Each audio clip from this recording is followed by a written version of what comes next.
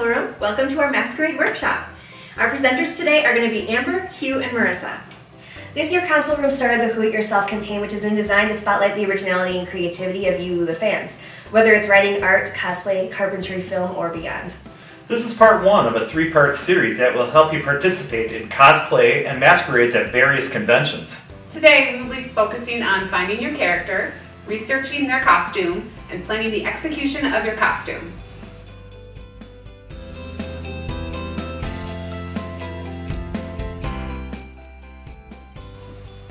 When you're doing cosplay, you need to think about who your character is, where they live, what they do, what kind of materials they have access to, what kind of activities they'll be doing. You also want to be thinking about what kind of activities you'll be doing when you're wearing the cosplay. It's going to be very important when you're designing your outfit. Generally, there's three types of cosplay. The first would be completely original costumes where you're designing all or most of it. This would include steampunk versions of other characters. For instance, I'm creating a post-apocalyptic Rapunzel. And when I'm designing this, I'm trying to combine parts of her character that are integral to her original character, like her hair. Her hair has healing properties. I think in a post-apocalyptic world, that's probably going to be really important to keep around. But I'm getting rid of some of the things that don't make so much sense in that particular world. So like her ballet slippers, I'm probably going to use combat boots instead. Being that it would most likely be a rough terrain, I would think in a post-apocalyptic world, the combat boots are going to serve her a little better. I'm also replacing her dress most likely with pants. I would think in a post-apocalyptic world she'd be doing a lot of running. So rather than using a dress, which I think would be cumbersome in that kind of world, I would most likely go to something that provides a little easier movement. So you want to keep those kinds of things in mind when you're designing your cosplay.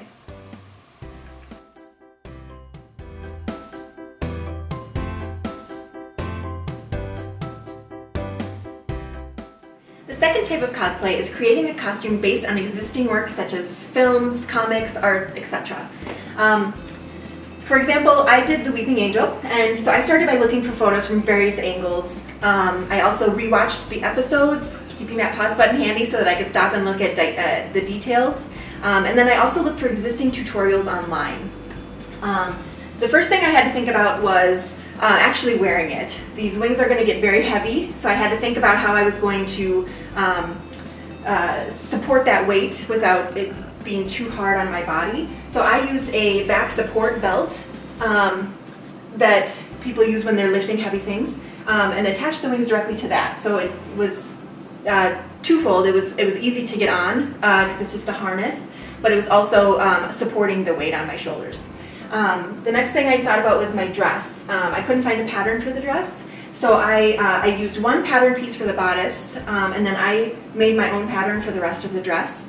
When I thought about the bottom of the dress, I wanted to weight it so that it would stay down, but I also wanted it to stay kind of stiff so that I looked like a statue. So I put a hula hoop into the bottom of the dress. When I thought about the arms and the neck area that would be showing under the dress, I used tights, a pair of tights that I put over my arms, over my head, and then I actually added a piece from a second pair of tights to put over my whole head to cover anything that would show underneath the hair.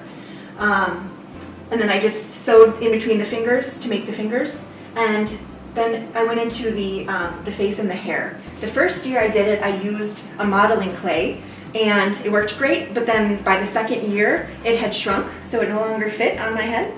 And so I had to rethink it and try another material. So for the hair I used just a wig. I just bought a wig and spray painted it gray. And for the face, instead of using clay all over the face, I just did the detail actually with felt, just to make the facial features. As another example, I have the beginning of my cupcake dress that Kaylee wears in Firefly. This is just the petticoat, and because it's such a large dress, one of the big things for me was thinking about breathability. If I'm going to be wearing this around all day, I want it to be able to breathe so I don't get too hot with this massive dress on. So the petticoat is made with cotton as a base. Being a natural material, it breathes a little better. The overdress is going to be made out of silk. Also, being a natural material, it breathes a little better. It is more expensive to use silk, so you should be thinking about whichever material works best for you. If you wanted to use a polyester chiffon, for something like that, totally okay. It's going to be much less expensive. It's going to be much easier to take care of than silk is, and it just might not breathe quite as well because it's not that natural material. And if sewing isn't your forte, there are many other ways that you can cosplay. You don't have to make everything from scratch.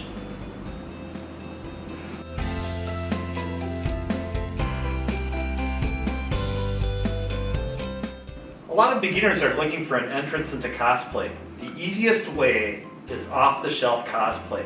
That is using items that you already have or that you wear every day.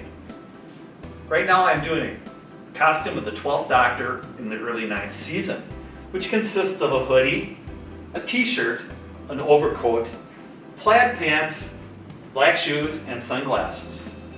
The plaid pants are really the hardest part to find. Right now I'm using pajama pants. But be on the lookout at Goodwill, Savers, and Salvation Army for the pants you need. They might have them at any time. Those stores are your friends. Sometimes you can't find the exact off-the-shelf costume piece that you're looking for in stores.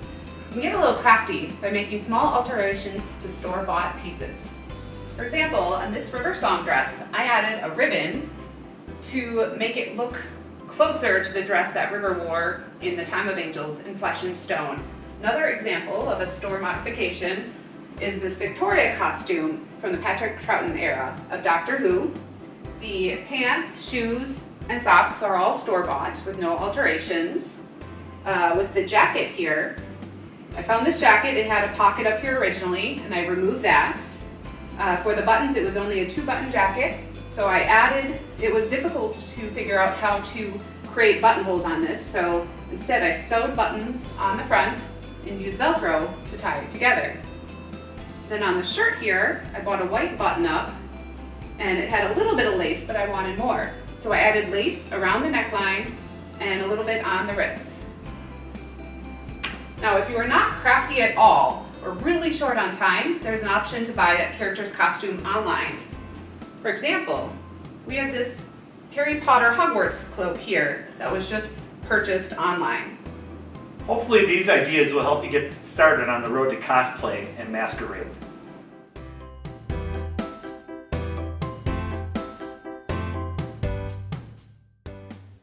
Some of our sources that we use are books. We can find a lot of good photos, good information about our characters from our books. We also go online. There's a lot of photos, blogs, tutorials that you can find online. And you can also watch the episodes, and if you can't watch the episodes, there's all these other resources.